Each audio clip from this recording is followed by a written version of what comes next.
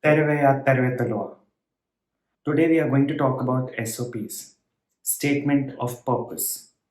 Statement of Purpose forms a very important part of your application and depicts where will your application really turn out to be positive and what will really be the outcome of your application. Why is a good SOP so important? There are three main reasons why a good SOP can literally help you in the long run also. First, a good SOP relates to your marketing skills, your marketing ability. It is the way you market yourself. So, if you're able to market yourself pretty well in front of your professor, in front of your university, you'll be able to market yourself in the long run also. So, hence, writing a good SOP, writing a good statement of purpose is very, very important. Second, from an academician standpoint, it would reflect how good of a researcher could you turn out. For instance, a researcher needs a subject matter. In this case, the subject matter is you. How you analyze yourself, how you present yourself, and your result is technically your SOP. So you have to bring out a good result or a good impression about yourself, which will help the academician understand that okay, you can be an asset to the university as you could write good research papers, which will help uplift the quality of the university. And third, it reduces your as well as your admission team's work because it summarizes your entire abilities and capabilities into a small package, which is very readable and understandable. Now we will understand what a good SOP could consist of. This is a small disclaimer that the SOP will differ from university to university, so you have to read the web page of the university very carefully and structure it accordingly.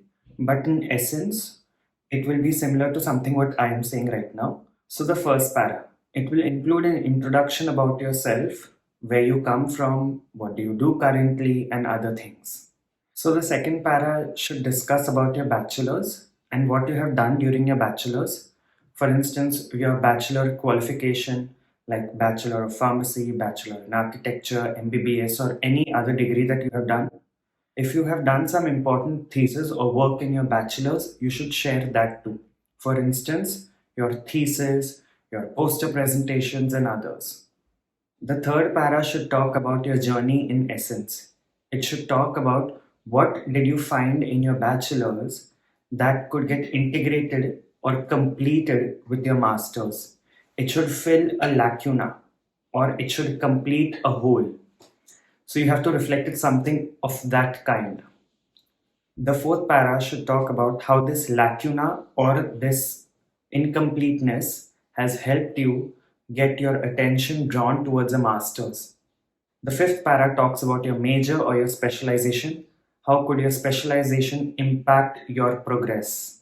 The sixth para talks about your career goals. Seventh, you have to talk about the university. Why have you chosen this university? And the eighth para should clearly depict your conclusion, that how things are working out for you in the long run, or how do you foresee yourself. So I'll be talking about a few cautions now that you should keep in mind so that you do not repeat certain mistakes that I have done in the past. First, always keep your SOP in a flow. Do not disrupt the flow of an SOP. Keep it very systematic. For instance, if you talk about an event which happened in 2014, the next event should be something that happened in 2016. It shouldn't be something like what happened in 2014 and then 2018 and then you go back to 2014 and then you come back to 2017. It should be very systematic. 2014, 2017, 2018. Grammar, grammar, grammar. Perfect your grammar in the SOP. If the SOP has perfect grammar, it will reflect a very tidy presentation. Neatness and tidiness of the presentation of your SOP does matter, and it matters to a very large extent. Third, please remember a European SOP is different from a North American SOP. A European SOP will always be crisp, concise, clear, and effective. They do not prefer long stories here. Everything is short, everything is readable, but it's different from a motivation letter. A motivation letter is way different, and we will talk about it in another video. Fourth, emphasize the work that you have done in the past. For instance, international posters, presentations, theses, research papers, publications, all that is affiliated with your master's. Avoid deviating and including topics that are not related to your specializations. And we come to the fifth point. Avoid deviations. Avoid including things that are not in sync with your master's. For example, you might have attended 10 seminars. Out of that, only 2 might be in sync with your master's directly. So include the 2 directly. The last and the most important thing is do not depend on the counselor to get your SOP perfected for you. You have to fix it for yourself. They will just fix it here and there, but you have to make it perfect. I hope you like this video.